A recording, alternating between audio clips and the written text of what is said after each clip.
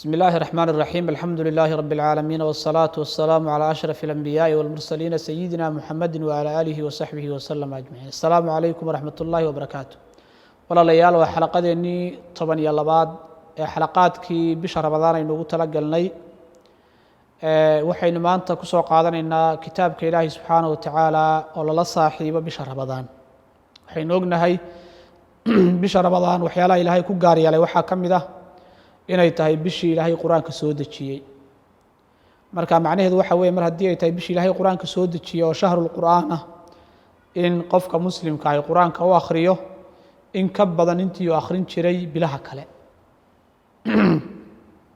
oo quraanka la saaxiiba in ka badan intii uu la saaxiibi jiray bilaha kale waa sida nabiga ka sugan kaleey salaatu wasalaam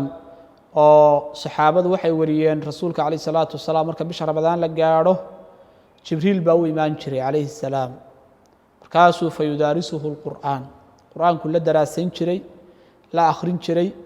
oo maaragtay ay isla akhrin jireen oo isla daraasayn jireen nabiga calayhi salaatu wasalaam iyo jibriil qur'aanka markaa kariimka ah in qofka muslimka ah uu ka dhigto saaxiib ina aladiina yatluuna kitaaba allahi wa aqaamuu الصalaata wa anfaquu mima razaqnaahum sira wacalaaniya يرجون تجارة لن تبور أي إلهي سبحانه وتعالى كوا إلهي كتابك سأخرنيا صلاة أوغيا وحان نصينا وحكم إذن بحنيا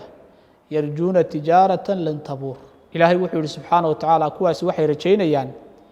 جنعسي أي إلهي لا جنعسدين وإلهي لا جلين وجنعسي عن خسارة قونين وي جنعسي عن لو خسارين أي كوا سرجينا يعني قفك بالآدم كأدون كمركو جوجا جنعسي قاله inuu faa'iidana waa la arkaa inuu khasaarana waa la arkaa laakiin qofka ilaahay la ganacsanaya waxa lagu sheegay qofka salaada oogaya quraanka akhrinaya oo wixii ilaahay siiyay wax kamid ah bixinaya oo tilmaamaha leh ka waxa la doonayaa kitaabka ilaahay in la saaxiibo muddadaas iyo dhammaan qofka noloshiisa oo dhanba waxa nabiga ka sugan kaleey salaatu wasalaam inuu yiri quraanka iqra'ul qur'aan fa innahu ya'ti yawm al-qiyamati shafii'an li ashaabi quraanka akhriya quraanku wuxuu imaan doonaa qiyaamaha isagoo u shafeecaya oo u ergeynaya asxaabtiisa nabiga kaleey salaatu wasalaam isagoo u ergeynaya ayuu imaanayaa nabiga kaleey salaatu wasalaam waxa kale oo nabigu tilmaamay kaleey salaatu wasalaam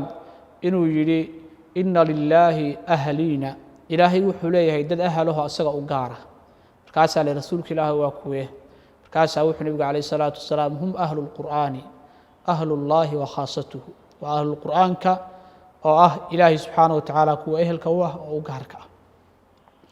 marka waxaa la rabaa bisha ramadaan quraanka in la akhriyo in lagu tadabburo in macnihiisa la barto in loo fiirsado la dhuuxo ayaa la doonayaa oo quraanku wuxuu anfac ku leeyahay qofka qalbigiisa ku anfaca markuu qofku u dhuuxo ee uu fiirsado ee uu macnihiisa fahmo markaas ayuu maaragtay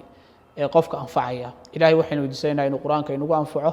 صلى الله وسلم على نبينا محمد وآله وصحبه وسلم أجمعين.